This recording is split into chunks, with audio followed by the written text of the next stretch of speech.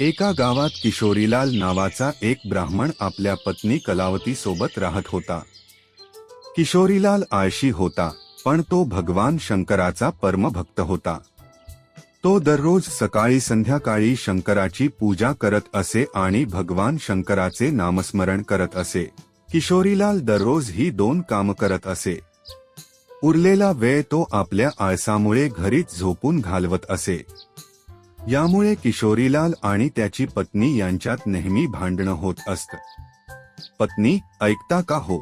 आजपासून लवकर जेवून शेतात जा, आज पीक कापायचं आहे. आणि हो, शेतावरून येताना मोहरीचं साथ घेऊन ये, घरी भाजीला काहीच नाही.